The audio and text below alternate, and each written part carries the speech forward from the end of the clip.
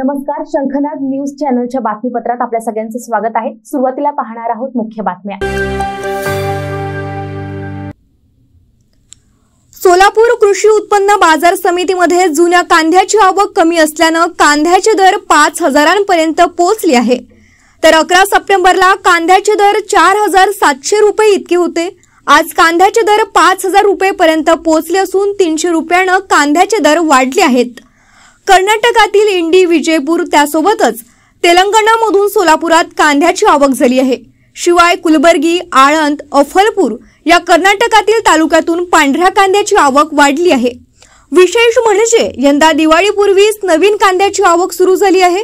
दरवर्षी दिवाळी झाल्यानंतर नवीन कांदा मार्केटमध्ये येतो। यंदा चांगला पाऊस झाल्यामुळे कांद्याची आवक लवकर सुरू झाल्याचं सांगण्यात आलं। सोलापूर कृषी उत्पन्न बाजार समितीमध्ये नवीन कांद्याची आवक हळूहळू सुरू होत असल्यामुळे 2 दिवसातच कांद्याचे दर नियंत्रणात आले आहेत। केंद्र सरकारने निर्यात शुल्क कमी करण्याचा निर्णय घेतल्यामुळे कांद्याचे दर वाढले नाही, तर कांद्याची आवक कमी असल्यामुळे कांद्याचे दर वाढत आहे, अशी माहिती व्यापाऱ्यांनी दिली। मी सादिक बागवान, सिद्धेश्वर मार्केट यार्डात कांदा आडत व्यापारी आहे। सध्या कांद्याची परिस्थिती टाईट आहे, कारण की कांदा स्टॉक कमी असल्यामुळे कांद्याला बाजार जास्त चढलेला आहे। जास्त म्हणजे सध्या 2 दिवसातच नियंत्रणात आले, कारण की नवीन कांदा सुरू झाल्यामुळे। नाहीतर गेले आठवडे तुमच्या एक्सपोर्टमुळे काय बाजार वाढलेले नाही। माल कमी असल्यामुळे बाजार वाढलेला आहे सध्या। आणि आज नवीन कांदा पण आज 45 रुपये किलोपर्यंत विकला आहे। जुना कांदा 50 रुपये किलोपर्यंत विकलेला आहे। आणि सध्या कांद्याची लागणे स्टॉक कमी असल्यामुळे कांद्याला बाजार जास्त आहे। पुढच्या महिन्यात काय बाजार होईल सांगता येत नाही, सर्व निसर्गावर आहे। निर्यातबंदीचा परिणाम म्हणजे निर्यातीचा टॅक्स कमी केल्यामुळे बाजार चढला असं काय नाही प्रश्न।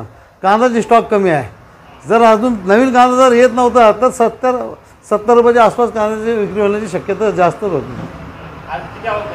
105 गाडी कांद्याची आवक आहे, म्हणजे कालच्यापेक्षा 10-20 गाडी जास्त। पावसावर आहे, निसर्गावर आहे। समजा नवीन कांद्याची आता लागणे तर आहे भरपूर। आता पाऊस झाला तर कांद्याचं जर नुकसान झालं तर कांद्याचा बाजार टाईट राहील, नाही झाला तर मग नवीन कांद्याचे दर 45 रुपये प्रति किलो, तर जुना कांद्याचे दर 50 रुपये प्रति किलो झाले आहेत। दरम्यान नवीन कांद्याची आवक वाढल्यास कांद्याचे दर स्थिर राहणार आहेत। शंखनाद न्यूजसाठी ब्युरो रिपोर्ट। क्या हुआ बहू? माँ, पाइल्स की बहुत तकलीफ हो रही है। तो तुम गुदरोग सर्जन के पास क्यों नहीं गई? देखो, जैसे हार्ट के लिए हार्ट स्पेशलिस्ट, ब्रेन के लिए ब्रेन स्पेशलिस्ट, तो पाइल्स के लिए पाइल्स स्पेशलिस्ट क्यों नहीं? स्त्री हो या पुरुष, टॉयलेट में तकलीफ केवल पाइल्स ही नहीं, और भी कई प्रकार के गुदरोग तथा कैंसर भी हो सकता है। इसीलिए इसकी प्रत्यक्ष जांच जरूरी है। ठीक है माँ, पर जांच के लिए हम जाएंगे कहाँ? वही काले आयुर्वेदिक पाइल्स हॉस्पिटल में। लेकिन माँ, प्रेगनेंसी में पाइल्स की दवाइयाँ? प्रेगनेंसी में आयुर्वेदिक दवाइयाँ सुरक्षित होती है।